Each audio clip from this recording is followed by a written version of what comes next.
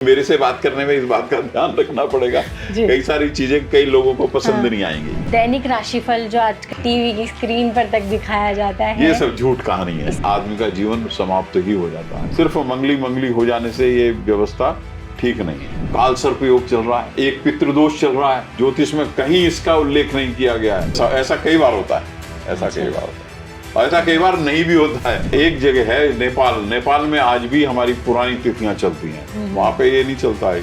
Numerology के बारे में कुछ कहना चाहेंगे? जैसा न्यूमरोलॉजी ऐसे ही टैरो कार्ड है, 2 दूनी तो 4 होते हैं, तो ये 2 दूनी 4 ही करते रहते हैं। ये मेरे समझ में नहीं आई ये बात। ये मुझे हमेशा मूर्खता की बात लगी।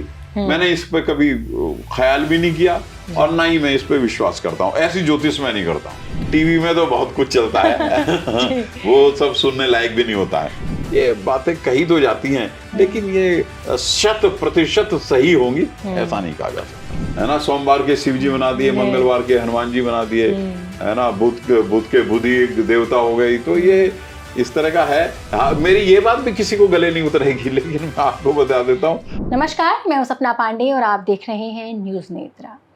धर्म के बारे में बात करें तो ज्योतिष को कैसे भुलाया जा सकता है। ज्योतिष वो है जो शायद हम सभी के जीवन में प्रभाव भी रखता है, और अगर आप सनातनी हैं और धर्म से जुड़े हुए हैं तो आपके लिए बहुत महत्वपूर्ण भी है।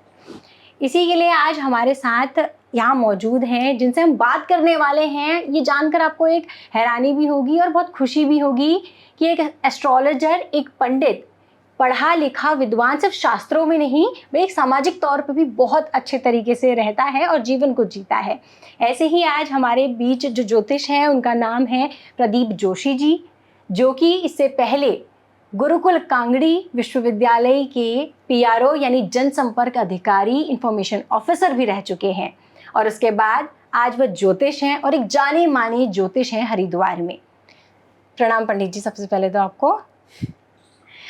तो पंडित जी, जैसे कि शुरुआत में आप पीआरओ भी रहे, मतलब आपने एक नॉर्मल, जैसे हम आपस में जब नौकरी कर रहे होते हैं वैसे आपने नौकरी भी की हुई है, तो उसके साथ अभी ज्योतिष में आप हैं, एक ज्योतिष हैं, तो ये सफ़र कहाँ से शुरू हुआ और उस सफ़र से इस नए सफ़र पर आप कैसे पहुँचे? देखिए, ज्योतिष मेरे जीवन का बचपन से हिस्सा रहा है। अगर मैं कहूँ कि मेरे जन्म से भी पहले ज्योतिष मेरे घर में था, तो ये कोई अतिशयोक्ति नहीं होगी, क्योंकि मेरे पिता पंडित धर्मानंद जोशी हरिद्वार नहीं पूरे हिंदुस्तान के जाने माने ज्योतिषी रहे, और ऐसे दैवज्ञ रहे जिनका फलित ज्योतिष में बड़ा विशेष हाथ था, और लोग बाग उनसे बड़े प्रभावित थे। हिंदुस्तान के बड़े बड़े लोग, जिनमें सेठ लोग भी थे, फिल्मी दुनिया के लोग भी थे, व्यापारी भी थे, नेता भी थे, सभी उनके पास आया करते थे इसी काम के लिए। तो मेरा ज्योतिष से संबंध बचपन से है। और हाँ, ये बात अलग है कि मैंने शिक्षा ग्रहण करने के साथ साथ ज्योतिष भी सीखा, और ज्योतिष अपने पिता से ही सीखा जी। मैंने 1976 में बीए पास करने के बाद ज्योतिष सीखना प्रारंभ कर दिया था। 1978 में, मतलब 78 में मैंने एमए कंप्लीट किया। 89 में मैंने अपनी पीएचडी की, और मेरा विषय संस्कृत था। वो एक ऐसा समय था जिस समय में हमारे पीढ़ी का अंतर बहुत था, क्योंकि मेरे पिताजी की उम्र बहुत थी। मेरे पिताजी का जन्म 1898 का था, फरवरी 1898 का। लिहाजा यह है कि हम लोगों का पीढ़ी का अंतर इस तरह का था कि हम लोगों की आपस में बातचीत बहुत कम हुआ करती थी, और हमारे पिताजी का जीवन इतना व्यस्त था कि हम परिवार के लोगों के साथ उनका संबंध हो नहीं पाता था बहुत ज़्यादा। एक घर में रहते हुए हम लोग हफ्ते हफ्ते उनसे मिल नहीं पाते थे, इतना व्यस्त जीवन था। लेकिन जब पिताजी को मेरे पता चला कि मैं एमए संस्कृत में कर रहा हूँ, तो उनको बड़ी खुशी हुई, क्योंकि उन्होंने अपनी सारी शिक्षा संस्कृत में ही प्राप्त की थी उस जमाने में, संपूर्णानंद संस्कृत विश्वविद्यालय से। तो ये 1912 की बात है। 1912 में 14 वर्ष की उम्र में उन्होंने वहां पे पढ़ाई प्रारंभ कर दी थी। तो संस्कृत से उनका पिताजी का लगाव था। तो जब उनको पता चला कि मैं संस्कृत से एमए कर रहा हूँ, हाँ, मजेदारी की बात यह है कि हम लोगों का संबंध इस टाइप का भी नहीं रह पाता था घर में कि पिताजी को हमारे से पूछना पड़े कि तू कौन सी क्लास में पढ़ रहा है। इस तरह की व्यस्त जिंदगी थी।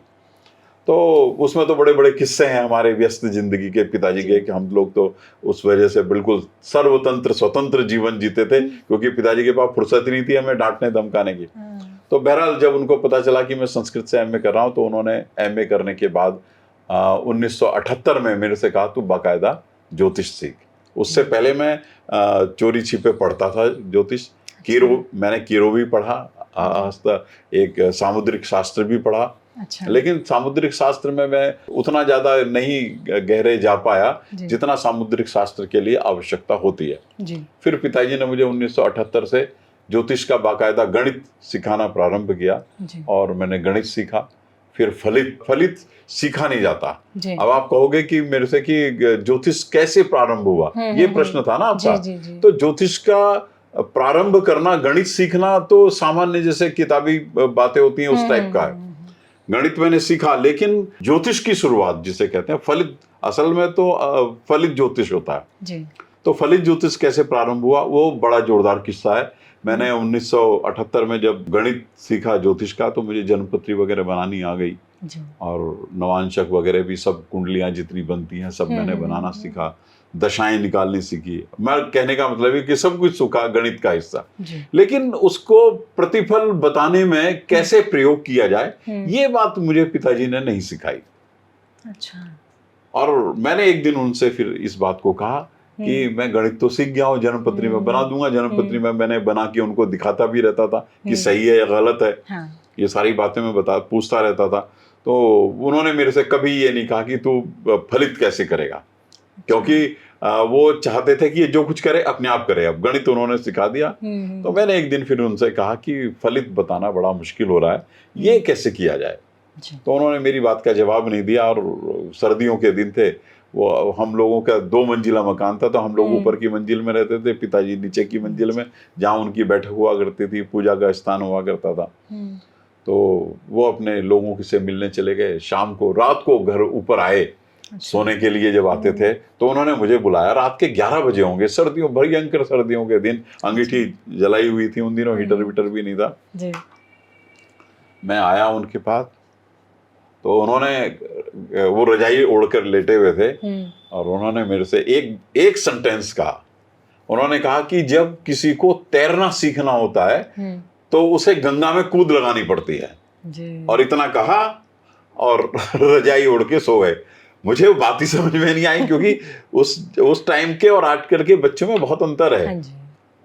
हमारी तब इतनी पकड़ नहीं थी किसी भी बात पे, तो इतनी अकल नहीं थी। मैं रात भर सोचता रहा कि इन्होंने मुझे ऐसा क्यों कहा और इतना ही कह करके क्यों छुट्टी कर दी, और अपने आप सो गए और मुझे उठा दिया। तो अगले दिन शाम का वक्त आया, तो शाम के समय उनसे लोग आग मिलने के लिए आए, 8-10 लोग मिलने के लिए आए, और उन्होंने मुझे आवाज लगा करके बुलाया और मैं नीचे गया। तो उन्होंने सीधे मेरे से कहा कि इनसे बात कर। अच्छा। मैं तो सर्दियों के दिन और मैं पानी हो गया, इतना पसीना मुझे छूटने लगा। मैंने कहा मुझे आता ही नहीं है कुछ भी, मैं इनसे क्या बात करूंगा। बहरहाल फिर भी मैंने हिम्मत करी और मैं उनके साथ बैठा। मेरे पिताजी कान नहीं सुनते थे, बिल्कुल यही बैठने का स्टाइल था जैसे हम लोग बैठे हैं। अच्छा। मैं जैसे तुम बैठी हो यहाँ पे मैं बैठा था, यहाँ पिताजी बैठे थे, वो जन्मपत्री बना रहे थे और मुझे कनखियों से देख रहे थे। उधर कुर्सियां लगी थी चारों तरफ, जैसे ये कुर्सियां लगी हैं, और वहां पे लोग बाग वो बैठे थे और मैं उनसे बात कर रहा था। और मैं पसीने में तरबतर था दिसंबर के महीने में। पता नहीं कैसे मैंने आधा घंटा उन लोगों के साथ काटा और वो लोग मुझे नमस्कार करके चले गए। और पिताजी ने मुझे देखा कि मैं पसीने में भीगा हुआ, उन्होंने मुझे रोका। मैं भागने लगा तो उन्होंने मुझे रोका और फिर मेरे से उन्होंने एक बात कही कि ये तेरे से पूछने आए थे, तूने इनको नहीं बुलाया, और ये जो पूछ रहे हैं तो एक बार तेने गलत कहा होगा, तो 2 बार गलत कहेगा, 3 बार। तो फिर अपनी पुस्तक के पढ़ने के साथ साथ उस फलित को घटाना, लोगों के साथ बात करके, जन्मपत्री देख करके, वही तुझे एक दिन परिपक्व बनाएगा। इसी तरह से तू चलेगा, 1 साल तक तू झूठ बोलता रहेगा या गलत बोलता रहेगा, उसके बाद स्वयं वो सारी व्यवस्थाएं होंगी और तू इन चीजों को सीख जाएगा। ये उन्होंने मेरे से कहा। ये मंत्र मैंने ग्रहण किया और इस मंत्र के साथ मैं आज तक का मेरा जीवन ऐसे बीत गया। मैंने पढ़ा या नहीं पढ़ा, मैंने लोगों को क्या बताया क्या नहीं बताया, लेकिन दुनिया कहती है कि मैं ठीक बोलता हूँ कभी कभी।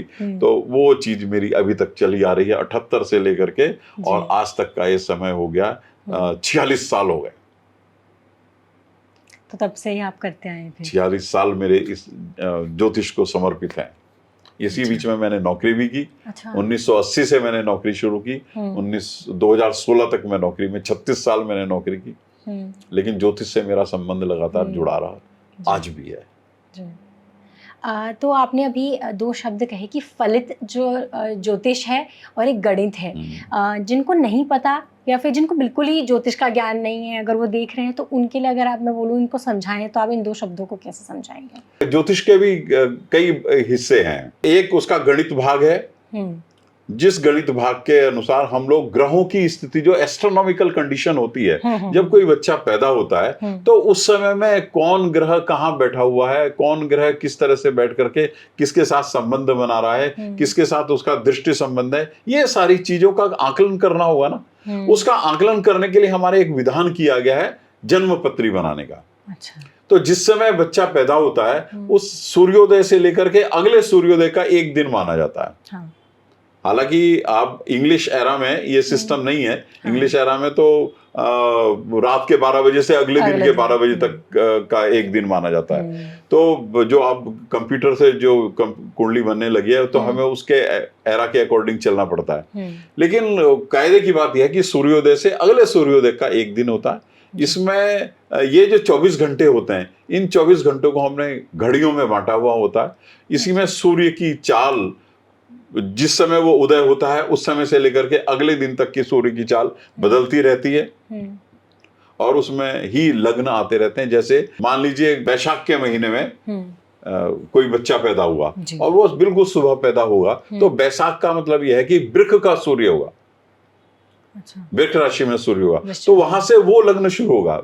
वृश्चिक नहीं, वृक। अच्छा, वृक राशि। वृक राशि से प्रारंभ होगा, तो उसमें वो करीब 2 घंटा, 2.25 घंटा, कभी कभी 2.5 घंटा सूर्य एक राशि में 2-2.5 घंटे के हिसाब से रहता है। उसके बाद फिर उसका वो लग्न बदल जाता है। तो वो लग्न किस समय बदला, कितने बजे बदला, और उस समय में ग्रहों की क्या पोजीशन थी, वो सब चीजें दिखाने के लिए हमें जन्मपत्री बनानी पड़ती है। उस जन्मपत्री को बनाने के लिए नक्षत्रों का भी ध्यान रखना पड़ता है, दिनमान का ध्यान रखना पड़ता है, रात्रिमान का ध्यान रखना पड़ता है। उसके हिसाब से वो जो गणितीय व्यवस्था है उसको गणित ज्योतिष कहते हैं। अच्छा।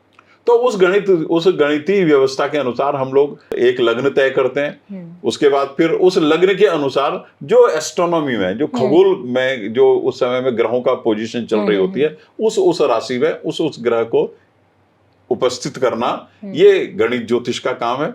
इसके बाद इन ग्रहों के प्रभाव कैसे होंगे, हाँ। कौन किसको किस तरह से देख रहा है, और किसका किसके साथ कैसा संबंध है। किसी के साथ ग्रहों का आपस में मित्र संबंध है, किसी के साथ शत्रु संबंध है, किसी के साथ सम संबंध है। तो ये जो संबंधों की व्यवस्था हमारे यहाँ की गई ज्योतिष में, इस संबंधों के हिसाब से हमें उसका फलित करना होता है। फिर उस फलित करने में भी दशाएं बड़ा महत्व रखती हैं। दशाएं प्रारंभ होती हैं नक्षत्र से। तो एक नक्षत्र बच्चे के पैदा होने के समय कितना व्यतीत हो चुका था, कितना भोग्य था, तो उस भोग्य नक्षत्र के अनुसार दशाओं को तय किया जाता है, और उसके अनुसार ही आगे का फिर ग्रह दशा जुड़ती चली जाती है, और उसी के अनुसार फिर हम लोग दशाओं के अनुसार और ग्रहों की आपसी दृष्टि के अनुसार हम प्रेडिक्शन करते हैं। वही प्रेडिक्शन लोगों के काम आता है। जी। आपने सामुद्रिक शास्त्र और कीरो एक शब्द बोला, तो कीरो क्या होता है और सामुद्रिक शास्त्र? नहीं, कीरो तो एक यूरोपियन एस्ट्रोलॉजर हुए हैं। अच्छा। हाँ, जिन्होंने हस्तरेखा विज्ञान के ऊपर सबसे बड़ा काम किया। अच्छा। और कहा जाता है कि उनको तो कोई सिद्धि प्राप्त थी, वो सिद्धि भी इन्होंने हिंदुस्तान से ही प्राप्त की थी। अच्छा। और वो जो बोलते थे वो हो जाता था। अच्छा, हस्तरेखा देख करके। और सामुद्रिक शास्त्र से, हस्तरेखा विज्ञान को ही सामुद्रिक शास्त्र कहते हैं। अच्छा जी। तो उसके अलावा जब ग्रह नक्षत्रों की हम बात करते हैं, तो कई बार जो ज्योतिष में ग्रह नक्षत्रों की जगह बोला जाता है कि किस तरीके से ग्रह नक्षत्र काम करते हैं। तो एस्ट्रोलॉजर होने के नाते, तो ऐसे कौन से ग्रह नक्षत्र हैं? कुछ लोग बोलते हैं कुछ शुभ होते हैं, कुछ अशुभ होते हैं, तो कौन से नक्षत्र हैं या ग्रह हैं जो शुभ हैं, और जो कौन से हैं जो अशुभ हैं? देखो, शुभ नक्षत्र और अशुभ नक्षत्र में हमने उनको ऐसी व्यवस्था की है कि जैसे चंद्रमा है, बुध है, बृहस्पति है, शुक्र है, इनको हमने शुभ नक्षत्र माना है। जी। सूर्य हैं, मंगल है, इनको क्रूर नक्षत्र माना है। क्रूर, ये तो शब्दों का ध्यान रखना। इसके अलावा शनि है, राहु है, केतु है, इनके दशांतरों में व्यक्ति को बुरा फल प्राप्त होता है, ये माना गया है। और क्रूर, शुभ, अशुभ नक्षत्र, तो शनि और राहु केतु ये अशुभ नक्षत्रों में गिनती की जाती है इनकी, लेकिन ऐसा वास्तव में है नहीं। ये पुस्तकीय बातें हैं। देखो, आज मेरे से बात कर रही हो तो ज्योतिष में कई सारी बातें मैं ऐसी बताऊंगा जो पुस्तकीय हैं, हमारे फल में उतना काम उनका होता नहीं है। मेरे से बात करने में इस बात का ध्यान रखना पड़ेगा, कई सारी चीजें कई लोगों को पसंद नहीं आएंगी। तो कुंडली का हमारे जीवन में क्या महत्व रहता है? जिसकी ज्योतिष के प्रति आस्था है, उसके लिए अपने जीवन भर के संग्राम को जानना अगर अच्छा लगता है या वो उसके जीवन की दिशा तय कर सकता है, तो कुंडली का वही महत्व हो जाता है। कुंडली का महत्व हम इस दृष्टि से देख सकते हैं कि कोई बच्चा पैदा हुआ और अधिकतर तो माँ पूछती है कि आगे जाकर के क्या बनेगा। अगर उसके पैदा होने के साथ ही हम उसके क्या बनेगा इस बात का सटीक उत्तर दे सकें, तो माँ उस बच्चे को उसी दिशा में ले जाने का कर्म कर सकती है और वो निश्चित रूप से उसी फल को प्राप्त कर सकता है। ये सबसे बड़ा महत्व है ज्योतिष का। जी, अगर आज के परिवेश में अगर मैं बात करूं तो लोगों को करियर बहुत ज़्यादा प्यारा है, सबको लोगों को करियर ओरिएंटेड लोग हैं, तो सबको जानना है कि हम आगे क्या करें और क्या नहीं भी करना चाहिए। तो ऐसे क्या प्रेडिक्शन की जा सकती है और वो सटीक होती हैं? बिल्कुल, डेफिनेटली की जा सकती है, लेकिन इसमें जो जातक है, जातक अर्थ का मतलब हुआ जो पैदा हुआ बच्चा है, जी, उसकी तारीख, समय और जन्म का स्थान, ये बिल्कुल ठीक होना चाहिए। अगर ये एक्यूरेट है और जन्मपत्री बिल्कुल ठीक बनाई गई है, तो निश्चित रूप से उसका जवाब दिया जा सकता है और ये तय किया जा सकता है कि वो भविष्य में जाकर के क्या बनेगा। जी, और अगर ये तो वो वाली बात हो गई कि चलो ठीक है ये था, लेकिन हर कोई अपनी जन्मपत्री दिखाकर ये नहीं जानता और उस हिसाब से करियर को आगे परस्यू नहीं करता। लेकिन अगर हम कुछ और करियर में आ गए हैं और अगर वो करियर हम परस्यू कर रहे हैं और पीछे मुड़ने का कोई रास्ता भी नहीं है, तो तब क्या किया जा सकता है? तो वो कैसे सुधारा जाए अगर वो किसी और करियर में आ चुका है? देखिए, हम अगर बात करते रहे हैं ज्योतिष की जी, तो ज्योतिष की बात करने के समय तो हमें जातक की जन्मपत्री की आवश्यकता तो पड़ेगी।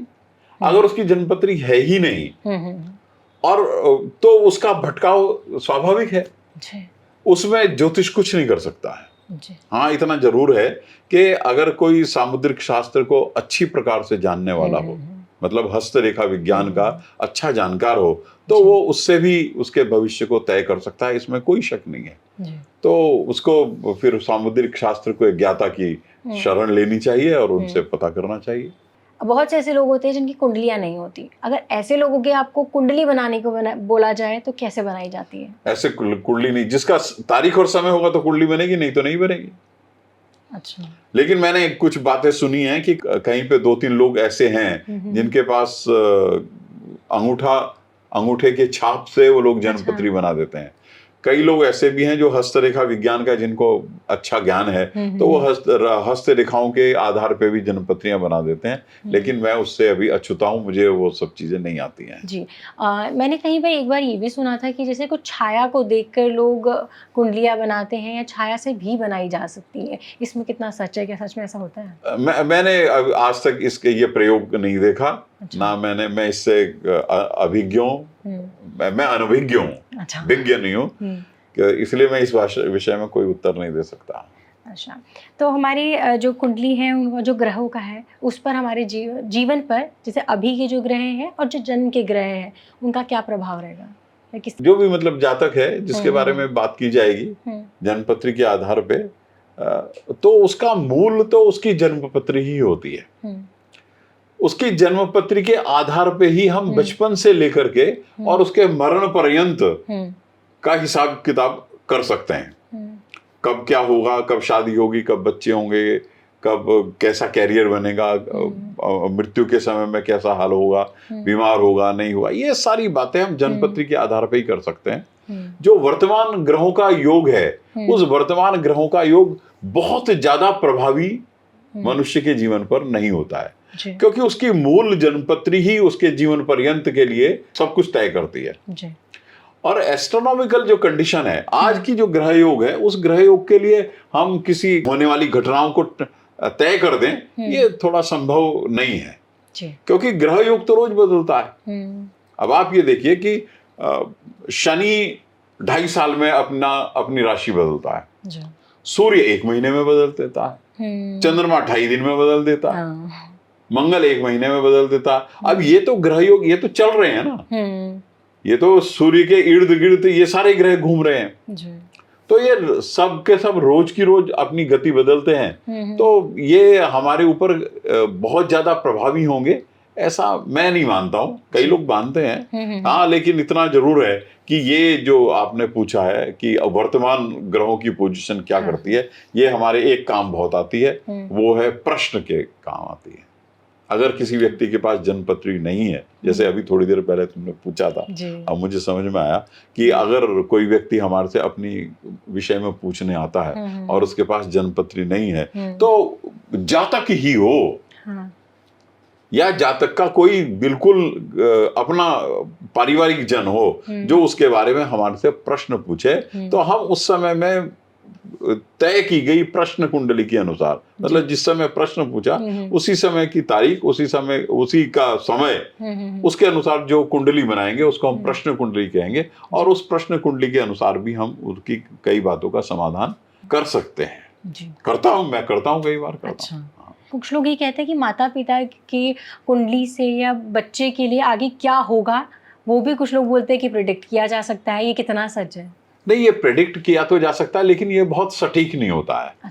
क्योंकि जातक की अपनी कुंडली का अपना प्रभाव होता है और सबका अपना अपना प्रभाव होता है। हाँ, माँ बाप से तो पता कर सकते हैं इसके कितने कितने बच्चे हुए होंगे, इनके बच्चे कैसे, बच्चों का सुख है या नहीं है, ये बातें तो हम पता कर सकते हैं, लेकिन उनसे उनके पूरे जीवन भर का तय कर देना ये संभव नहीं होता है। ये फिर अंदाजे होते हैं, माँ बाप के अगर बच्चे का सुख है तो ठीक है, तो ऐसा सा हो सकता है, वैसा हो सकता है, ये बातें कही तो जाती हैं, लेकिन ये 100% सही होंगी ऐसा नहीं कहा जा सकता। जी, अभी जो कुंडलियां होती हैं उनमें अलग अलग ग्रह हैं, तो ग्रहों की अपनी अपनी विशेषताएं होती हैं। बिल्कुल बिल्कुल। तो कहते हैं कि जब जिस राशि का आपका ग्रह देवता होता है उसके हिसाब से आपके स्वभाव में भी वो फर्क करता है। हाँ, बिल्कुल होता है। तो उसी हिसाब से जैसे सूर्य है, तो मैं चाहूंगी कि आप एक एक करके हर राशि के ग्रह उनके मतलब असर या किस तरीके का प्रभाव रहता है कि लोगों को समझ आए। देखो, ऐसा है कि इन ग्रहों का प्रभाव तो निश्चित रूप से इसी तरह से होता है। अब हम सूर्य से ही लेते हैं, जैसे सूर्य का जिस तरह से का सूर्य का तेज है, इसी जिस व्यक्ति के लिए, जिस जातक की कुंडली में सूर्य महत्वपूर्ण होता है, जिस जातक की कुंडली में लग्न में अगर सूर्य बैठा है मान लो, तो लग्न में बैठा हुआ सूर्य कोई भी जातक हो उसके लिए उसके व्यवहार को तीखा बना देगा, बुद्धि को तीव्र कर देगा। ऐसे ही मंगल बैठा होगा तो उससे मंगली भी हो जाता है, लग्न में बैठा हुआ वो उसके पारिवारिक जीवन को भी प्रभावित कर देता है। शनि अगर बैठा होगा तो शनि भी प्रभावित करता है, शनि भी उसी तरह का, मतलब इनका नेगेटिव इफेक्ट ज्यादा होता है। अच्छा, लग्न में बैठे, हाँ, लग्न में बैठे हुए होने से। लेकिन जैसे सूर्य और मंगल हैं, ये वैवाहिक जीवन को भी प्रभावित करते हैं, शनि भी वैवाहिक जीवन को भी प्रभावित करता है, लेकिन इसके बाद इतने से काम नहीं चलता है ज्योतिष में। अच्छा, इतने से काम नहीं चलता है। ये महत्वपूर्ण, इसमें इससे ज्यादा महत्वपूर्ण ये हो जाता है कि जातक का लग्न क्या है। अगर सिंह लग्न है मान लीजिए, अगर सिंह लग्न में सूर्य बैठा है, तो वो सिंह लग्न का सूर्य स्वग्रही हो गया, कि सिंह राशि का जो स्वामी होता है वो सूर्य होता है, तो सूर्य अपने घर में बैठा है, तो वो बड़ा ताकतवर हो जाता है।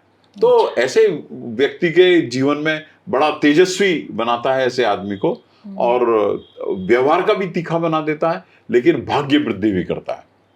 लेकिन अगर सिंह लग्न है और सिंह लग्न में शनि आकर के बैठ गया, तो शनि तो दुर्गति कर देगा, आदमी की मनोस्थिति बहुत बिगाड़ देगा। ऐसे व्यक्ति साइकिक टाइप के हो जाते हैं, अच्छा। हाँ, कई सारी चीजें होती हैं, लेकिन एक ग्रह के बारे में हम पूरे जीवन भर का प्रेडिक्शन नहीं कर सकते हैं। अच्छा। उसका कारण यह है कि हर ग्रह, भाई अगर किसी की कुंडली बनाई हमने, तो उसकी कुंडली में केवल एक ग्रह तो नहीं बैठा हुआ, उसकी कुंडली में तो सारे ही ग्रह बैठे होंगे। अब वो कौन सा ग्रह किसके साथ कैसा संबंध बना रहा है, मित्रता का संबंध रख रहा है। अब चलो हम इसी सिंह लग्न पे आते हैं। लग्न में सूर्य बैठा हुआ है, सप्तम स्थान में अगर मान लो मंगल बैठ गया तो सूर्य मंगल की युति हो गई।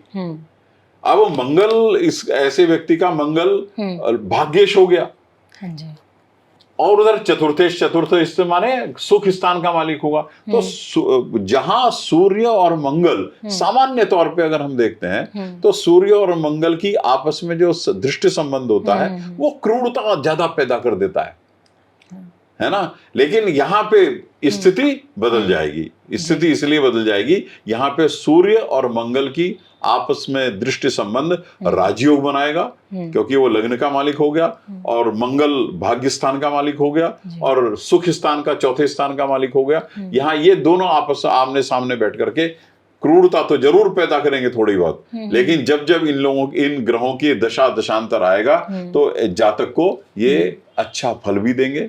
ऐसा व्यक्ति विपरीत परिस्थितियों में भी उन्नति करेगा और जो चीजें जीवन में कभी नहीं हो पा रही होंगी, इनके दशा दशांतर में वो भी चीजें उसको उपलब्ध होंगी। ये तो ग्रहों को हम एक मुश्त किसी एक ग्रह के बारे में सारी बातें नहीं कह सकते हैं। वो जातक की कुंडली में बैठे हुए विभिन्न ग्रहों की अलग अलग दृष्टि संबंध और आपस में संबंध, मित्रता का, शत्रुता का, इन सारे संबंधों को दृष्टिगत रख करके ही उसका फल कहा जाएगा और उस फल के अनुसार व्यवस्था होगी। तो इसलिए हम एक ग्रह के बारे में एक बात नहीं कह सकते। हर ग्रह की अपनी अपनी विशेषताएं हैं, या फिर कहें कि प्लस माइनस होते हैं कि अगर एक तरीके से वो साहस देता है तो दूसरी तरफ से घमंडी बना देगा, इस तरीके की चीजें होती हैं। ये सब ग्रहों के साथ ऐसा ही है। कई बार हम किसी के बारे में देख करके कह देते हैं कि ये तो बड़ा ही क्रोधी होगा, बड़ा घमंडी होगा। किसी के बारे में हम कह देते हैं ये तो तरक्की कर ही नहीं सकता है। किसी के बारे में हम कह सकते हैं कि इसका वैवाहिक जीवन सफल ही नहीं हो सकता। तो ये ग्रहों का आपसी संबंध से ही निर्भर करता है। मैंने फिर वही बात कहूंगा, एक ग्रह के एक जगह बैठने के आधार पे हम कोई निर्णय नहीं कर सकते। अब जैसे एक बात होती है, पुस्तकों में लिखा है, अगर किसी का सप्तम शनि बैठा हुआ है, मतलब सातवें स्थान में, सातवां स्थान वैवाहिक जीवन को गवर्न करता है ना। सातवें, हर जातक की कुंडली का जो सातवां स्थान होता है वो उसके वैवाहिक जीवन को, और उसकी पत्नी, लड़के की है तो पत्नी और लड़की की है तो पति, तो उनकी व्यवस्थाओं को वो देखने वाला स्थान है। तो लेकिन कई बार कहते हैं, पुस्तकों में है ऐसा कि अगर किसी का शनि सप्तम स्थान में बैठा हुआ होगा तो लड़की का है तो उसको वैधव्य हो सकता है। अच्छा। या लड़के का है तो तलाक हो सकता है। लेकिन ऐसा हमेशा तो नहीं होता। हाँ। ऐसा हमेशा नहीं होता। ये और ग्रहों का भी प्रभाव जब होता है। अब वहीं अगर बृहस्पति कहीं उसके साथ बैठ गया या बृहस्पति कहीं से उसको देख रहा है, असल में हर ग्रह की अपनी अपनी अलग अलग दृष्टियां हैं। अच्छा। तो अलग अलग दृष्टियों से वो एक दूसरे को देखते हैं। आमतौर पे सब ग्रहों की सप्तम दृष्टि पूर्ण दृष्टि कहलाती है। लेकिन इसके अलावा और अलग अलग दृष्टियां विभाज्य हैं, विभाजित की गई हैं। तो वो कौन सी दृष्टि से किस तरह से किस प्रकार देख रहा है। तो वहां शनि अगर सप्तम स्थान में बैठा है और लग्न में भी शनि बृहस्पति बैठ गया है तो तलाक नहीं होगा, क्योंकि बृहस्पति उसकी शनि की उस क्रूरता को समाप्त कर देगा। लेकिन अगर सप्तम लग्न में चंद्रमा बैठ गया तो चंद्रमा पागल भी हो जाता है ऐसा आदमी। लेकिन अगर वहां बृहस्पति भी है, चंद्रमा भी है, शनि भी है, आपस में दृष्टि संबंध से ये एक साथ बैठे हुए हैं या कोई योग बना रहे हैं आपस में, तो ऐसे का संन्यास योग बन जाता है। अच्छा। तो यो अलग अलग योग बन जाते हैं। तो हमें इसलिए फिर एक बात कहूंगा कि हम एक ग्रह को एक जगह बैठा करके उसके बारे में वही निर्णय नहीं कर सकते। हमें और ग्रहों का भी व्यवस्था देखनी पड़ेगी, तब जाकर के किसी के भविष्य को निर्धारित किया जा सकता है। जी, एक ये चंद्र राशि या सूर्य राशि बोलते हैं, ये चंद्र राशि सूर्य राशि क्या होती है? और मैंने सुना है कि एस्ट्रोलॉजी शायद चंद्र राशि के हिसाब से काम करती है। हाँ, ज्यादा चंद्र राशि से करती है। ये सायन निर्यण 2 प्रकार की ज्योतिष चलती है। अच्छा। इसमें ही सौर मास चांद्र मास हमारे यहाँ 2 महीने चलते हैं। अच्छा। सौर मास चांद्र मास। तो सौर मास कहते हैं जो संक्रांति से जिस महीने को हम लोग लेते हैं, जैसे पहाड़ में और महाराष्ट्र में भी, पंजाब में भी जो चलता है सौर मास चलता है, संक्रांति से चलता है। तो मेघ की संक्रांति 14 अप्रैल को जो आती है, उससे नया साल प्रारंभ होता है ना। एक और चांद्रमास में चैत्र मास की शुक्ल पक्ष की प्रतिपदा से नया साल प्रारंभ होता है। लेकिन सौर मास में जब हम देखेंगे तो मेघ की जो संक्रांति आएगी, अर्थात 14 अप्रैल को, उस 14 अप्रैल से नया साल प्रारंभ होगा। तो ये 2 साल हमारे पैरेलल चलते हैं। अच्छा। तो इस जो चंद्रमा से जिसका प्रभाव देखा गया वो चंद्रमा से चलता है, और जो सौर मतलब सूर्य से पहाड़ में चलता है ना, पैट चलता है। और गते देखते हैं तो गते माने संक्रांति से पहला दिन, दूसरा दिन, तीसरा दिन वो चलता है। ये इस तरह से 2 महीने चलते हैं। जी, हम आगे ना एक बार उसके बारे में बात करेंगे जो राजयोग, गजकेसरी योग बोलते हैं। उससे पहले मैं आपसे जानना चाहूंगी कि आप युतियां और योग क्या होते हैं, जरा ये भी थोड़ा सा बताएं। कि युतियां तो आपसी संबंध जो होते हैं उनको कहते हैं, ग्रहों के आपस से संबंध को कहते हैं। हाँ, राजयोग वगैरह कई प्रकार के योग हैं, एक ही योग नहीं है, कई प्रकार के योग। अब राजयोग, अब मैं एक योग बता देता हूँ क्योंकि नहीं तो सारा दिन निकल जाएगा ज्योतिष में। नहीं, जो 2 अमूमन पूछते हैं लोग, और जो आजकल टीवी की स्क्रीन पे चलता रहता है, वो होता है कि आज राजयोग बन रहा है, गजकेसरी योग बन रहा है। टीवी में तो बहुत कुछ चलता है वो सब सुनने लायक भी नहीं होता है। हाँ, कई लोग मेरे से नाराज ना हो इस बात के लिए। तो राजयोग मैं आपको बता देता हूँ। गजकेसरी योग तो एक ही योग होता है, बृहस्पति और चंद्रमा का जब आपस में संबंध होता है, इसको गजकेसरी योग कहते हैं। अच्छा। आपस में दृष्टि से भी एक दूसरे को, अगर बृहस्पति और चंद्रमा देख रहे हैं, उसे भी गजकेसरी योग कहते हैं। अगर चंद्रमा और बृहस्पति एक साथ बैठे हैं कहीं पे, उसे भी गजकेसरी योग कहते हैं। अच्छा। तो गजकेसरी योग सामान्य तौर पे दरिद्रता नहीं लगने देता, ये एक सामान्य तौर पे ये बात चलती है। अच्छा। और बुद्धिमान होता है ऐसा आदमी। लेकिन मैंने ऐसा भी देखा है कि मूर्ख आदमी देखे हैं मैंने गजकेसरी योग वाले, इसलिए हम उसको भी तय नहीं कर सकते। कारण यह है कि हमें और ग्रहों का योग फिर भी देखना पड़ता है। दूसरा राजयोग है। यह राजयोग बहुत बड़ा महत्वपूर्ण योग है। हालांकि बहुत सारे योग हैं, तो राजयोग में मुख्यतः राजयोग लग्न, केंद्र, पंचम स्थान, नवम स्थान, इससे इन ग्रहों, इन स्थानों के मालिकों के आपस में संबंध को राजयोग कहते हैं। अच्छा। इनमें भी जो सबसे महत्वपूर्ण राजयोग होता है वो होता है नवमेश माने भाग्यस्थान और दशमेश माने राज्य स्थान। इन दोनों स्थानों के मालिकों का आपस में अगर संबंध है, या ये एक दूसरे के स्थान पर बैठे हैं, या एक साथ बैठे हैं, और कहीं पे भी किसी भी राशि में बैठे हैं, तो ये राजयोग होगा। अच्छा। अगर नवम स्थान का मालिक पंचम स्थान के मालिक के साथ बैठा है, तो ये भी राजयोग होगा। अच्छा। अगर कहीं नवम स्थान का मालिक केंद्र के किसी भी मतलब लग्न का हो, चौथे स्थान का हो, 7वें का हो, 8वें स्थान का हो, इन स्थानों के मालिकों के साथ बैठेगा नवम स्थान का मालिक या पंचम स्थान का मालिक, तो पंचम और नवम ये त्रिकोण कहलाता है।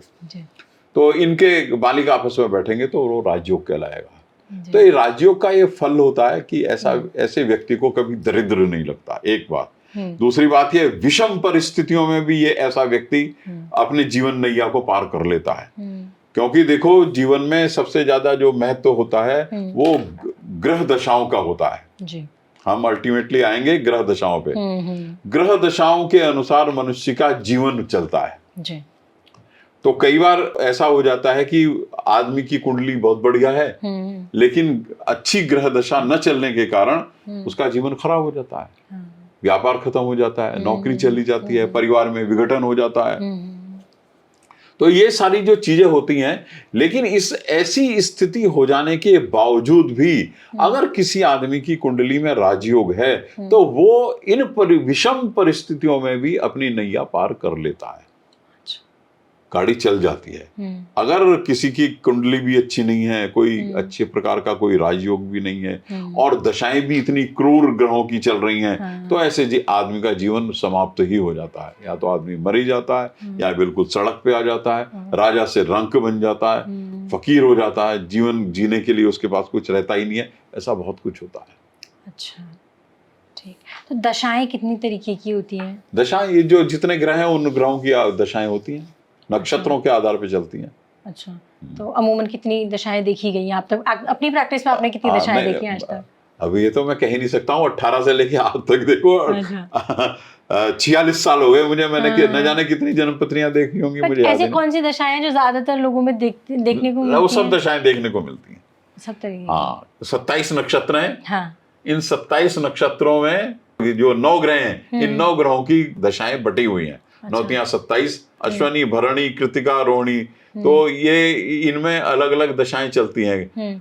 तो कृतिका से शुरू करते हैं हम लोग दशाएं, क्योंकि सूर्य की महादशा कृतिका से शुरू होती है।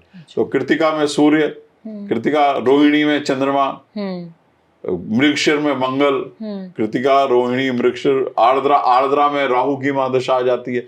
तो ये इस तरह से दशाएं हमारी नक्षत्रों में बटी हुई हैं। अच्छा, तो सर कई बार हम कुंडलियां मिलाते हैं शादी के टाइम पर। तो जब किसी को शादी के लिए, जो आपके लाइफ पार्टनर है, उससे कुंडलियां मिलाई जाती हैं, तो जो पति पत्नी का है उनके बीच में या कुंडलियों में मेल कराने का कारण क्या होता है? सबसे पहले तो ये बताइए। देखो, ऐसा है कि हम जब किसी एक जन्मपत्री के आधार पर किसी मनुष्य का चरित्र तय कर सकते हैं, उसका व्यवहार तय कर सकते हैं, उसका भविष्य तय कर सकते हैं। हम उसका व्यवहार में ये देख सकते हैं कि ऐसा व्यक्ति क्या दूसरे के साथ, अपने पार्टनर के साथ रह पाएगा या नहीं रह पाएगा। ये सारी चीजें हम एक का देख सकते हैं, तो हम तो दूसरे का भी देख सकते हैं। तो उन दोनों का मिलान यही होता है, मुख्य रूप से मिलान यही होता है कि क्या ये एक दूसरे के साथ एडजस्ट कर पाएंगे। अगर कोई व्यक्ति बहुत ज्यादा गुस्से वाले स्वभाव का है और हम जिसके साथ कुंडली मिला रहे हैं वो बहुत ही शांत स्वभाव का है, तो वो तो मर जाएगा। शांत स्वभाव वाला तो मर जाएगा। अगर वो कम से कम इतना हो कि वो उसको टॉलरेट भी कर सके और उसको समझा भी सके, ज्यादा पागलपन के गुस्से वाले आदमी को समझा सके, उसके गुस्से को सहन भी कर सके, ऐसा आदमी हमें देखना होगा। तो हम उसकी कुंडली से इस बात को जज करेंगे। अच्छा।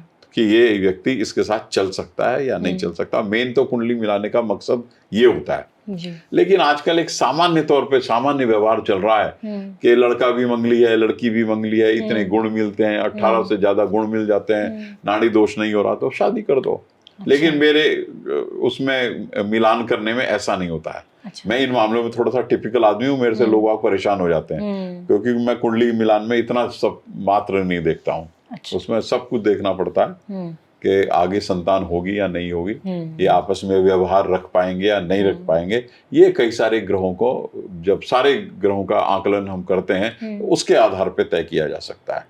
अच्छा। और मैंने एक बात देखी है, मेरी इस बात से भी कई लोग इत्तेफाक नहीं करेंगे, कि मैंने एक बात देखी है कि मैं गुणों के मिलान को बहुत महत्व नहीं देता हूँ।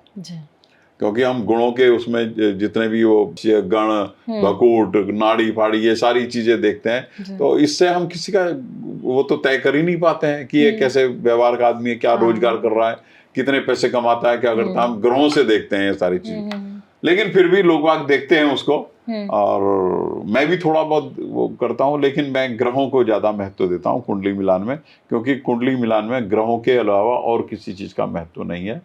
उसी के अनुसार व्यक्ति के चरित्र का तय होता है, उसके व्यवहार का तय होता है, तो उनका मिलान आवश्यक होता है जी। सिर्फ मंगली हो जाने से ये व्यवस्था ठीक नहीं है जी। तो आपका जो लाइफ पार्टनर है, जीवन साथी है, क्या उसकी कुंडली का प्रभाव आप पर रहता है? डेफिनेटली पड़ता है। अच्छा। निश्चित रूप से पड़ता है। देखिए, हमने कई बार ऐसा देखा है कि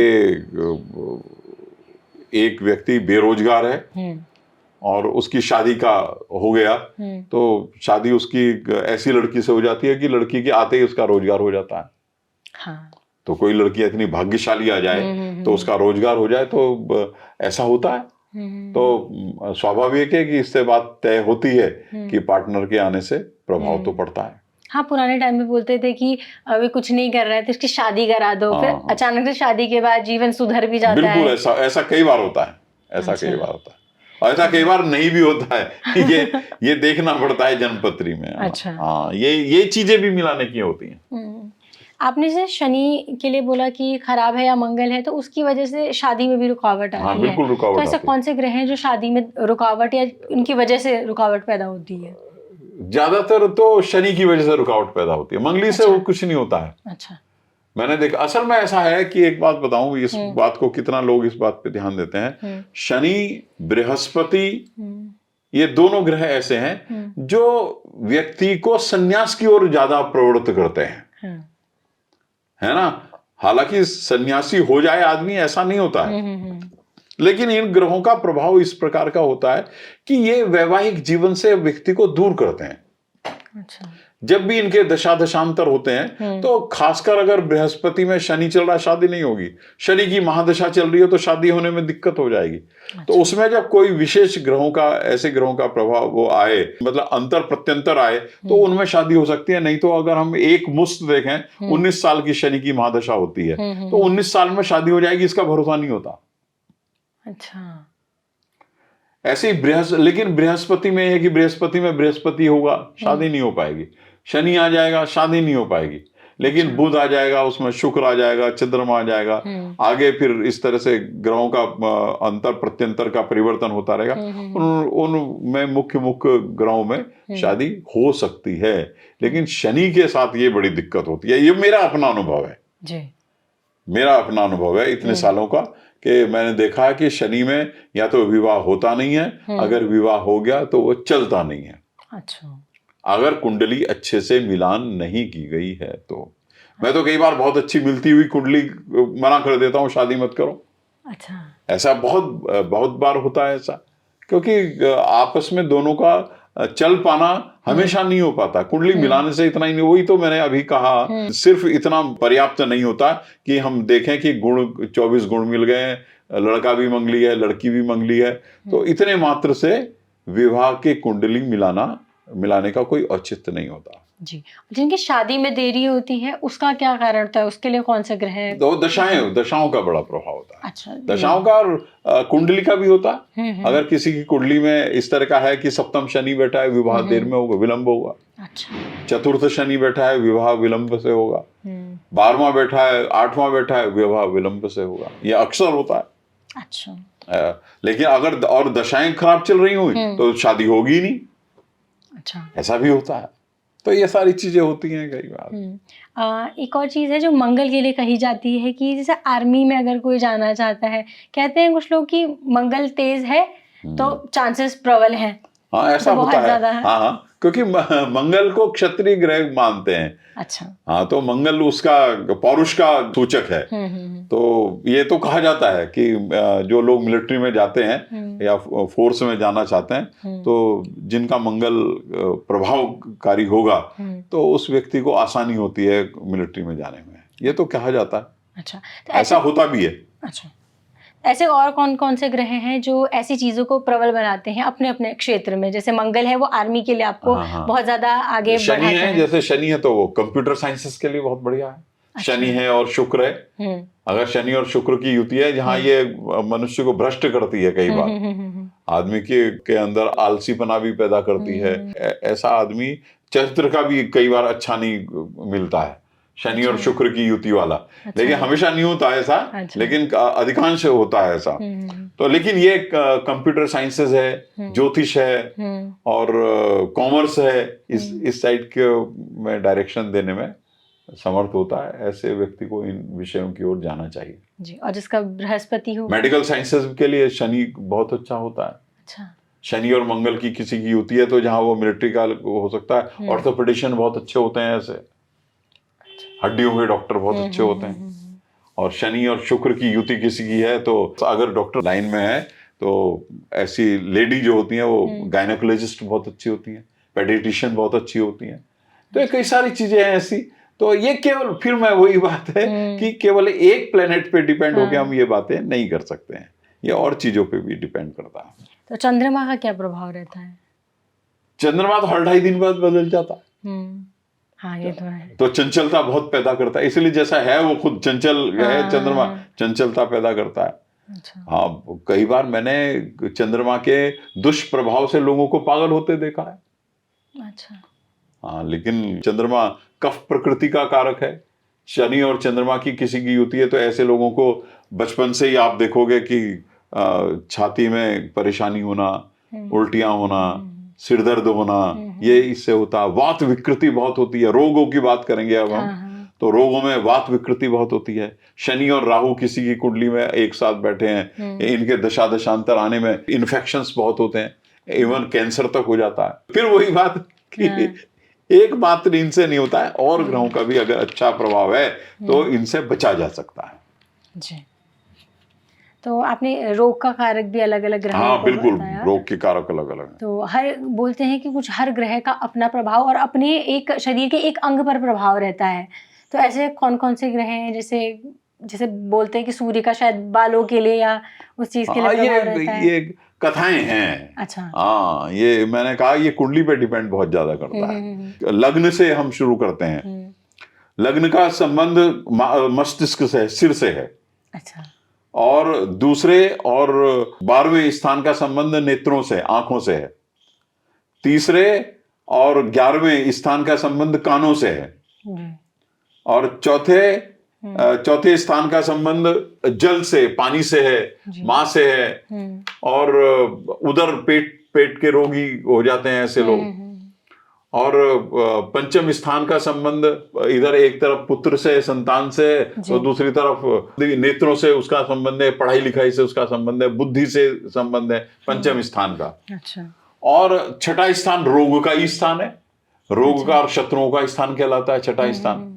तो अगर कोई रोग, व्रण रोग जितने होते हैं, व्रण कहते हैं उनको, ये फोड़ा आदि होना। अच्छा। और इस टाइप का जैसे ट्यूमर वगैरह हो जाता है, इस स्थान को ये छठा स्थान बड़ा प्रभावकारी होता है इसके लिए। अच्छा। सप्तम स्थान जो है संतान से संबंधित, मतलब संतान होगा नहीं होगा, पत्नी कैसी होगी नहीं होगी।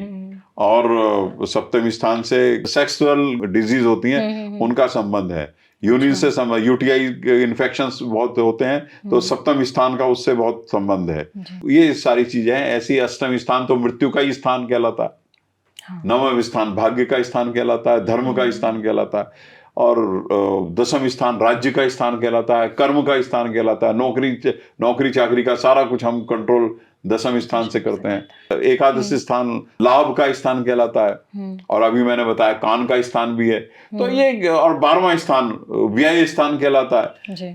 और मजेदारी की बात यह है कि 8वां स्थान मृत्यु स्थान है, लेकिन इसमें जो बहुत प्रभावकारी होता है, हम जब मृत्यु का कारण ढूंढते हैं या मृत्यु ढूंढते हैं कि कब मृत्यु हो सकती है इस आदमी की, रोगी व्यक्ति की खासकर देखते हैं, तो उसमें 12वें स्थान का बड़ा भारी रोल होता है। तो वो ही आ जाती है, घूम पर करके बात आ जाती है कि सारी की पूरी कुंडली का आकलन करना, उसके आधार पे दशाओं को देखना, उन दशाओं के आधार पे तब किसी के बारे में प्रेडिक्ट करना, ये वाली बात हुआ करती है जी। आपने ग्रहों के मालिक की बात की, तो जो कौन से घर के, कौन से ग्रहों के कौन से मालिक होते हैं? एक अंक जो होता है मेष लग्न कहलाता है। तो उससे अगर हम शुरू करें तो जैसे लग्न का एक मेष लग्न है किसी का, तो मेष लग्न का मालिक मंगल हो गया। अच्छा। वृक दूसरा स्थान वृक हुआ तो उसका मालिक शुक्र हो गया। तीसरा स्थान हुआ, 3 हुआ वहां पे अंक, तो उसका मालिक मिथुन हो गया। इस तरह से ये चलते हैं। मिथुन राशि का मालिक बुध हो गया। और बहुत सी धारणाएं भी हैं, गलतफहमियां भी हैं, जो कि ज्योतिष में भी हैं, बहुत हैं। तो ऐसी कोई धारणाएं हैं जो लोगों को पता होनी चाहिए, आप वो जरा लोगों को बताएं। एक तो आजकल काल सर्प योग चल रहा है, एक पितृदोष चल रहा है। ये बड़ी कहानी चल रही है, मैं रोज सुनता हूँ लोगों से, क्योंकि मेरे पास बहुत लोग आते हैं। लेकिन काल सर्प योग का ज्योतिष से कोई लेना देना नहीं है। पितृदोष का कहीं ज्योतिष में कहीं इसका उल्लेख नहीं किया गया है। लेकिन ये पिछले 20-25 सालों से ये सुनाई पड़ रहा है कि अब तो काल सर्प योग के ऊपर बड़ी बड़ी पुस्तकें लिख दी गई हैं। लेकिन वास्तविकता ये है कि इसका काल सर्प योग का ज्योतिष में कोई स्थान नहीं है। लोगों को इनसे भ्रमित नहीं होना चाहिए। इसी तरह से पितृदोष का है, पितृदोष का भी कोई स्थान ज्योतिष में नहीं है, क्योंकि हमने जो भी मैंने तो हमेशा मूल शास्त्र पढ़े हैं। आधुनिक लेखकों की पुस्तकें मैंने कोई नहीं पढ़ी है। और मैं आपको बताऊं एक पुस्तक है जातकालंकार, जो ज्योतिष की बड़ी महत्वपूर्ण पुस्तक है, जातकालंकार। उस जातकालंकार में तो राहु और केतु को ग्रह ही नहीं माना गया है। उन्होंने उसमें 7 ग्रहों की बात की गई है, राहु केतु को ग्रह ही नहीं माना गया। एक बात कहनी है कि हमारे ज्योतिष शास्त्र में प्राचीन काल को अगर हम देखते हैं तो कहीं पे भी ये वारों का जो कंसेप्ट आया है, वारों का कंसेप्ट है ना, इतवार, सोमवार, मंगलवार, बुधवार, बृहस्पति, शुक्र, शनि, तो इसका कोई कंसेप्ट हमारे ज्योतिष में नहीं था। ये 429वीं ईस्वी से 429वीं ईस्वी से ग्रीस से यहां आया, हिंदुस्तान में नहीं था। अगर आप अपने महाभारत रामायण कालीन व्यवस्थाएं देखें तो वहां तिथियों का जिक्र है, चांद्रमास का जिक्र है, सौर मास का जिक्र है, लेकिन कहीं वार का जिक्र नहीं है कि अर्जुन ने सोमवार को शिक्षा प्रारंभ की या बृहस्पति को, कुछ नहीं है ऐसा। तिथि से वहां पे जरूर जिक्र है कि चंद्रमा अनुकूल था और ये फलानी तिथि थी, इन तिथि में ये काम किया गया, ये जरूर हमें मिलता है। अच्छा। लेकिन वार का जिक्र कहीं नहीं आया। लेकिन आज हम लोग इतने हिंदुस्तानी इतने होशियार हैं कि हमने वारों के तो वार एक्सेप्ट किए, उसके साथ उनके देवता भी बना दिए। हाँ। है ना, सोमवार के शिव जी बना दिए, मंगलवार के हनुमान जी बना दिए, है ना, बुध के बुद्धि देवता हो गई। तो ये इस तरह का है। हाँ, मेरी ये बात भी किसी को गले नहीं उतरेगी, लेकिन मैं आपको बता देता हूँ, हम भारतीय ज्योतिष एक पुस्तक है, उसमें आप देखेंगे तो, और वैसे भी मैंने देखा है, मैंने भी पढ़ी, महाभारत मैंने भी पढ़ी, भागवत मैंने भी पढ़ा और रामायण मैंने भी पढ़ी, कहीं पे भी वार का कोई जिक्र नहीं है। और बल्कि वेदों में वासर शब्द का प्रयोग हुआ है दिन के लिए। अच्छा। वासर शब्द का 2-3 बार प्रयोग हुआ है वेदों में। वासर का मतलब दिन, वासर माने दिन। अच्छा। लेकिन उसमें शनि वासर, सोम वासर, फलाना वासर, रलाना वासर, ये कुछ कोई प्रयोग नहीं है वेदों में, वेदों में भी नहीं है। अच्छा। तो इसलिए हमें अब चलो, अब चल रहा है ये, अब हमारी ये धारा में शामिल हो गया है। और जैसे अब अंग्रेजी तारीख हमारी धाराओं में शामिल हो गई, अब अंग्रेजी तारीख के बगैर कोई कुछ काम नहीं कर सकते हैं जी। तो इसी तरह से अब हम सोम मंगल बुध के बगैर भी कुछ नहीं कर सकते हैं। अगर मेरा इतवार, सोमवार, मंगलवार अगर मेरे कहने से ये हटा दिया जाए तो लोगों की इतवार की छुट्टी बंद हो जाएगी, बड़ा मुश्किल हो जाएगा। हाँ।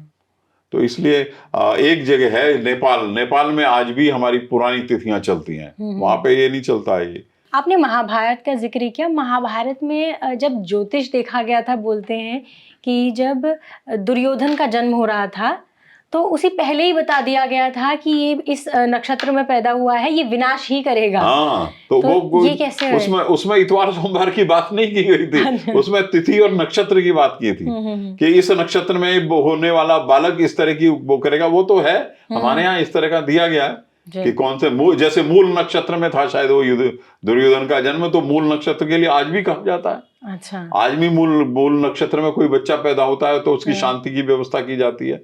तो मूल नक्षत्र की शांति की व्यवस्था करते हैं, उसके लिए बाकायदा अलग से पूजा करते हैं। मूल नक्षत्र क्या होता है? 27 नक्षत्रों में एक नक्षत्र मूल नक्षत्र भी है। अच्छा। तो मूल नक्षत्र में एक मुसीबत ये है कि हालांकि मैं उसको भी नहीं मानता हूँ, मैं नहीं मानता हूँ, तो इत्तेफाक है कि दुर्योधन ऐसा दुष्ट पैदा हुआ। हाँ। मूल नक्षत्र में ये होता है कि वो केतु की महादशा होती है, जब वो बच्चा पैदा होता है केतु की महादशा के साथ शुरू होता है। अच्छा। और अगर वो केतु की महादशा लंबी चलती है तो उसके जीवन में के लिए बड़ी परेशानी, 7 साल जीवन के कष्ट में भोगने पड़ते हैं। अच्छा। माँ को भी, बाप को भी और बालक को भी। वैसे ऐसा और कुछ इसका कोई नुकसान ऐसा कुछ नहीं हुआ करता है। अच्छा। जैसे नक्षत्रों पे अगर तो देवताओं का भी जो हमारे भगवान हुए हैं, जैसे श्री कृष्ण का है, हाँ। उनका बोलते हैं रोहिणी नक्षत्र में पैदा हुए। हाँ। तो ऐसे ये नक्षत्रों में पैदा होने का क्या असर होता है? नक्षत्रों का जीवन में कोई मूल रूप से आमूल-चूल परिवर्तन होता हो ऐसा कुछ नहीं है। अच्छा। जो जिस नक्षत्र में बालक पैदा होता है उस नक्षत्र के लिए हमने एक ग्रह की दशा निश्चित की है। अच्छा। जैसे कृतिका रोहिणी नक्षत्र में भगवान पैदा हुए, तो रोहिणी नक्षत्र में जो भी बच्चा पैदा हुआ वो चंद्रमा की महादशा में पैदा हुआ। अच्छा। अगर उसका चंद्रमा बहुत अच्छी पोजीशन में है तो उसके लिए जीवन भर के लिए वो आनंददायक हो जाएगा। और अगर चंद्रमा खराब पोजीशन में, तो जब तक चंद्रमा की महादशा रहेगी वो चंद्रमा उसको कष्ट पहुंचाता रहेगा। इतनी बात होती है। नहीं तो, लेकिन केवल एक नक्षत्र के और रोहिणी नक्षत्र में न जाने कितने बच्चे पैदा होते हैं, सारे कृष्ण भगवान जो क्या बनते हैं। कितने लोग कृष्ण बने, एक भी नहीं बना। तो इसलिए एक नक्षत्र के आधार पे हम किसी के जीवन को निर्धारित कर दें, ऐसा संभव नहीं है। और उस जमाने में तो जब दुर्योधन के बारे में कहा गया था, तो उस समय तो व्यास जैसे ऋषियों ने कही थी, उसकी घोषणा की थी। नारद जैसे महर्षि इन घोषणाओं को किया करते थे। तो उन्होंने तो पार्वती का हाथ देख करके कह दिया था कि इसको शिव जी प्राप्त होंगे। तो फिर वो तो ये भले ही पौराणिक कथाएं हैं, ये ऐसे कथानक हैं, लेकिन इन कथानकों ने हमारे ज्योतिष को महत्व दिया है, इसलिए हम उनको नकार नहीं सकते हैं, है ना। पर हम उस आधार पे आज की व्यवस्था को चला लें, ये संभव नहीं है। ज्योतिष में रत्नों का भी कई बार जिक्र है कि जैसे बोलते हैं कि ज्योतिष ने बोला है कि ये धारण कर लो। कभी अगर मंगल जो भी है, मंगल के लिए शायद एक मूंगा बोलते हैं कि कुछ लोग मूंगा पहनाते हैं, पन्ना पहनो, नीलम को तो शायद सब ज्यादातर मना ही करते हैं लोग। तो इन रत्नों के बारे में थोड़ा सा बताइए। देखो, रत्नों का अपना हर मनुष्य के जीवन में बहुत प्रभाव है जी। और इन रत्नों से आदमी का जीवन ही बदल जाता है, इसमें कोई शक नहीं है जी। लेकिन रत्न पहनाने का एक तरीका है। जातक की कुंडली में कौन ग्रह किस तरह से प्रभावकारी हमेशा के लिए हो, और कौन ग्रह इसके जीवन को बदल सकता है, उस चीज को देख करके ही रत्न पहनाना चाहिए। अलग अलग दशाओं के लिए अलग अलग रत्न पहनाने लगे तो ये तो बहुत ही मुश्किल हो जाएगा, ये संभव नहीं होता है। तो इसलिए मैंने जो एक तरीका इसमें निकाला है, वो तरीका मैंने ये देखा कि एक स्थान है लग्न, पंचम स्थान, लग्न हो गया, पंचम स्थान हो गया, नवम स्थान हो गया और दशम स्थान हो गया। ये 4 स्थान ऐसे हैं जो कि मनुष्य के जीवन में उसके जिंदा रहने तक प्रभाव पहुंचाते हैं। अच्छा। तो इनमें भी कौन ज्यादा प्रभावकारी होगा जिससे कि वो व्यक्ति जीवन भर उस नग का लाभ उठाता रहे, उसके आधार पे मैं पहनाता हूं। औरों से भी अपेक्षा करता हूं कि वो इस तरह से करें कि ताकि मनुष्य को, जो जातक है, जो रोज रोज नए नए नगों के चक्कर में पागल न बने कि आज ये दशा तो हर 2.5 दिन बाद मोती बदल दो। तो ये संभव नहीं होगा, ऐसा नहीं करना चाहिए। ऐसा ग्रहों को हमें ये देखना चाहिए कि कौन मनुष्य की कुंडली में ज्यादा प्रभावकारी हो सकता है। उस प्रभाव के आधार पे हमें ऐसा करना चाहिए कि वो नग पहनाए। उस नग, और नग की भी क्वालिटी पे डिपेंड करता है। अच्छा। देखो, नग इसलिए मैं नगों को नग नहीं पहनाता हूँ, मैं तो नग पहनाता ही नहीं हूँ। अच्छा। मैंने नगों की स्थान पे मैं धातु का प्रयोग करता हूँ। अच्छा। और इन धातुओं के प्रयोग में मेरे पिताजी तो एक ज्योतिष क्या थे, वो तो आविष्कारक थे इस चीज के। उन्होंने इन धातुओं का आविष्कार किया। धातुओं का आविष्कार नहीं किया, लेकिन धातुओं को स्थान पे उसका प्रयोग करने का उन्होंने एक प्रयत्न किया। और उसके लिए उन्होंने बाकायदा, ये मुझे भी नहीं मालूम है, उन्होंने बाकायदा वजन तय करके, जैसे हम लोग सूर्य के लिए माणिक पहनाते हैं, लेकिन माणिक बहुत महंगा होता है। अच्छा माणिक 1-1.5 लाख रुपए से कम का नहीं आता है। अच्छा। हर आदमी उसको अफोर्ड नहीं कर सकता है। सस्ता अगर वो पहनते हैं तो उसका कोई इफेक्ट नहीं होता है, तो इससे अच्छा पहना ही ना जाए। तो उन्होंने उसके स्थान पे तांबा तय किया, मेरे पिताजी ने। उस तांबे की अलग अलग तोल रखी गई। ऐसे ही मूंगे के स्थान पे भी तांबा तय किया, तो उसकी तोल अलग। माणिक के स्थान पे जो तांबा है उसकी तोल अलग। मोती के स्थान पे चांदी, क्योंकि मोती तो अब तो मिलता ही नहीं है। मोती के स्थान पे चांदी, उसकी तोल अलग। और हीरे के स्थान पे चांदी, उसकी तोल अलग। अच्छा।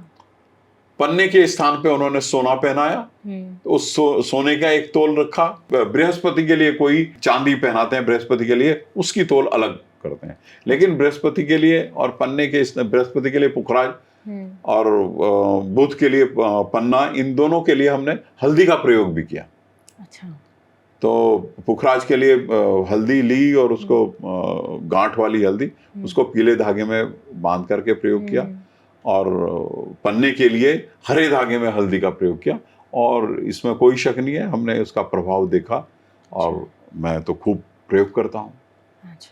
मेरे पास बहुत हर तरह के लोग आते हैं, गरीब लोग भी आते हैं, अमीर लोग भी आते हैं, लेकिन मैं किसी को नग पहनाता ही नहीं हूँ, मैं सबको यही चीजें पहनाता हूँ। अच्छा। और सब इस चीज से प्रभावित भी होते हैं। तो ऐसे कोई रत्न हैं जो बोलते हैं कि किसी एक ग्रह वालों को नहीं पहनने चाहिए, ऐसा मतलब वो कुछ नहीं है। प्रभाव अलग अलग नहीं पहनना चाहिए ऐसा बोलते कुछ हैं? नहीं, कोई नग नहीं है ऐसा। अच्छा, ऐसा कोई रत्न नहीं ऐसा है? कोई नग नहीं है, ये सब डिपेंड करता है आदमी की कुंडली पे। अच्छा। और नीलम के लिए बोला जाता है बहुत खतरनाक की ऐसा एक कुछ रत्न नहीं है, ऐसा इसके नहीं है। मतलब बहुत से लोगों को देखा भी गया है, शायद मृत्यु शैया तक पहुंचे हैं लोग। नहीं तो मैंने तभी कहा कि नगों को पहनाने का कायदे से देख करके ग्रहों को कि कौन सा इसके लिए नुकसानदायक तो हो ही ना, कौन सा ज्यादा प्रभावकारी हो सकता है और अच्छा लाभ दे सकता है, वही नग पहनाना चाहिए। नगों का प्रयोग आसानी से नहीं करना चाहिए। अच्छा। इसलिए धातु का प्रयोग करने में नुकसान होने का तो कोई डर है ही नहीं, हाँ। फायदा ज्यादा हो जाता है। अच्छा। हाँ, मैंने तो बहुत प्रयोग देखता हूँ, मैं रोज करता हूँ। अच्छा। और जो नगों को धारण करना है, उसको धारण भी शायद किसी को सोने पे किया जाता है, किसी को चांदी पर किया जाता है, अलग अलग तोल के उसमें किया जाता है। ऐसा है, इसका बिल्कुल इसके है। पीछे का क्या साइंस है? देखो ऐसा है कि जो नीलम है और पुखराज है, मूंगा है, पन्ना है, ये तो हमेशा सोने में ही पहने जाते हैं। अच्छा। और मोती है, हीरा है, गोमेद पहनते हैं, लहसुनिया पहनते हैं, ये सब चांदी में पहनाते हैं। अच्छा। तो अब दैनिक राशिफल जो आजकल अखबारों से लेकर टीवी की स्क्रीन पर तक दिखाया जाता है, ये सब झूठ कहानी है। इसके बारे में इसके बारे में आप क्या कहेंगे? इसके बारे में मैं यही कहूंगा कि ये सब झूठ कहानी है, क्योंकि देखो एक बात है, आज मान लीजिए आज आपने मेरे से पूछा कि मेष राशि वालों के लिए बताइए आप, और मैंने पंचांग खोला और मेष राशि वाले के लिए बोलना शुरू कर दिया। अब एक राशि के कम से कम 1 करोड़ आदमी तो होंगे ही। 600 करोड़ की जनसंख्या है पूरे संसार में, 600-700 करोड़ की जनसंख्या, तो 1 करोड़ आदमियों के ऊपर वो मेष राशि का मेरी फोरकास्ट तो काम नहीं करेगी ना जी। वो संभव ही नहीं है। ये मुझे हमेशा मूर्खता की बात लगी, मैंने इस पे कभी ख्याल भी नहीं किया और ना ही मैं इस पे विश्वास करता हूँ, ऐसी ज्योतिष मैं नहीं करता हूँ जी। उसके अलावा अगर हम वास्तु की बात करें तो वास्तु के बारे में आप क्या कहना चाहेंगे? वास्तु शास्त्र बिल्कुल अलग शास्त्र है। अच्छा। वास्तु शास्त्र को ना मैंने पढ़ा, मैंने, लेकिन मेरा अनुभव बहुत अच्छा नहीं रहा, इसलिए इस विषय में मैं ज्यादा कहना नहीं चाहूंगा, क्योंकि वास्तु शास्त्र के अनुसार मुझे कभी कुछ होता नजर नहीं आया। अच्छा। इसलिए मैंने इस पर बहुत ज्यादा ध्यान नहीं दिया, लेकिन कई लोग वास्तु शास्त्र का प्रयोग बहुत करते हैं और मैं इससे ज्यादा कुछ नहीं कहूंगा। ठीक है। न्यूमरोलॉजी के बारे में कुछ कहना चाहेंगे? एक अलग तरीके का आजकल साइंस चल रहा है, बहुत ज्यादा प्रचलन में भी है। जैसा न्यूमरोलॉजी ऐसे ही टैरो कार्ड है। टैरो कार्ड भी, हाँ, इनका साइंस से कोई लेना देना नहीं है। अच्छा। ज्योतिष साइंस है, पूरा गणित है तो। लेकिन न्यूमरोलॉजी वाले बोलते हैं कि ये एस्ट्रोलॉजी से ही निकला हुआ एक हिस्सा है, तो पता नहीं कैसे निकला है, मुझे नहीं मालूम। इस विषय में मैं कोई टिप्पणी नहीं कर सकता हूँ। कारण यह कि मैंने इसको कभी पढ़ा नहीं, और वो 2 दूनी तो 4 होते हैं, तो ये 2 दूनी 4 ही करते रहते हैं, ये मेरे समझ में नहीं आई है वाली बात।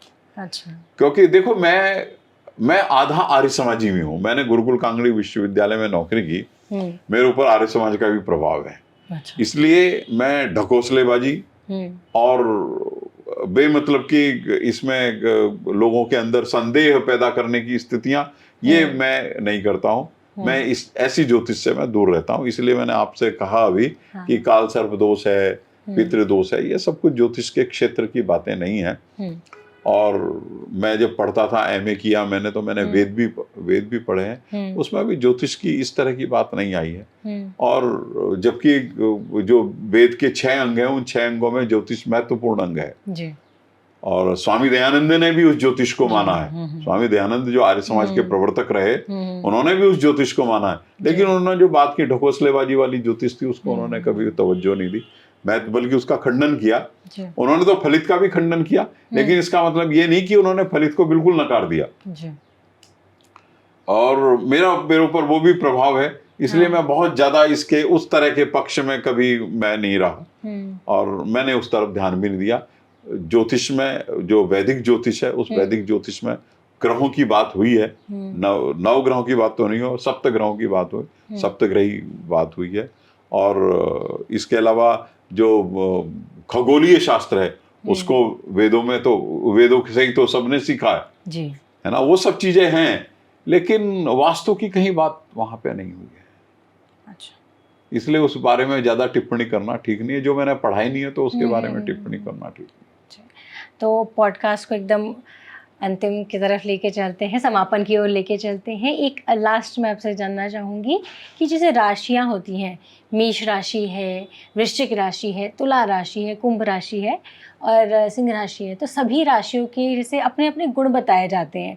जैसे मैं आपसे चाहूँगी कि मेष राशि के हिसाब से, लेकिन लोग जानना भी यही चाहते हैं कि हम अगर मेष राशि वाले हैं तो इनका स्वभाव कैसा होगा, और अगर किसी की कुंभ राशि है, एक ग्रहों का तो एक प्रभाव अलग है, लेकिन एक राशि के हिसाब से जो नॉर्मल स्वभाव में दिखता है वो प्रभाव क्या होते हैं। सिलसिलेवार एक एक करके आप सभी राशियों का बता दीजिए। देखो, ये बात पहले ही एक बात मैं कह देता हूँ, ये कोई बड़ी सटीक बात नहीं होती है जी, क्योंकि इनका ग्रहों का प्रभाव तो अपना ही होता है ना। एक राशि का व्यक्ति, एक ही राशि के दो व्यक्तियों को आप बैठाओ तो उन दोनों के व्यवहार में, स्वभाव में, उनके जीवन यापन में, उनके भविष्य में, वर्तमान में, भूत में बहुत अंतर होगा जी।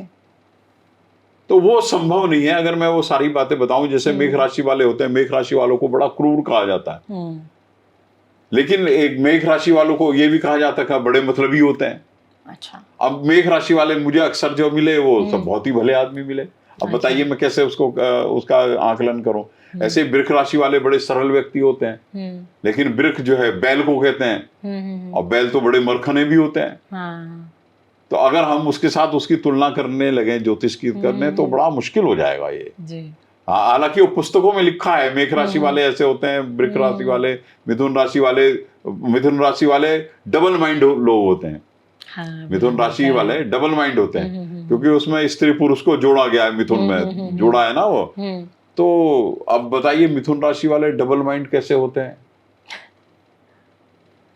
है ना। ये तो अब कर्क राशि वाले, इनका कर्क राशि वालों का चंद्रमा मालिक होता है, बड़े शीतल स्वभाव के होते हैं। मैंने तो अक्सर लड़ते झगड़ते देखे हैं कर्क राशि वाले। अगर हम वो मेरे से कई सारे लोग नाराज हो जाएंगे इस बात से, तो इसलिए वो चीजें, वैसे मैं आपको अगर वैसे पूछना हो तो मैं बता देता हूँ, मेष राशि वाले बड़े क्रूर स्वभाव के होते हैं। और लेकिन मेष राशि वालों के अंदर एक चीज होती है कि बड़े स्ट्रेट फॉरवर्ड होते हैं। अच्छा। सीधी सीधी बात करते हैं, गोलमोल बात करना नहीं जानते हैं। इसी तरह से वृश्चिक राशि वालों का भी यही हाल होता है। लेकिन वृश्चिक राशि वाले, ये मैंने सीधे वृश्चिक इसलिए कहा कि मेष राशि का भी मालिक मंगल है और वृश्चिक राशि का भी मालिक मंगल है। उधर वृश्चिक राशि वाले भी क्रूर स्वभाव के ही होते हैं, लेकिन वृश्चिक वाले अपनी बात पे बड़ा एडमेंट रहते हैं। अच्छा। वो दूसरी बात सुनना पसंद नहीं करते हैं। और इसी तरह से वृष राशि और तुला राशि वाले बड़े सौम्य स्वभाव के लोग होते हैं, बड़े सरल स्वभाव के होते हैं, लेकिन कलाकार टाइप के होते हैं, रसिक जिन्हें कहता है ना, रसिक टाइप के होते हैं वृष राशि और तुला राशि वाले।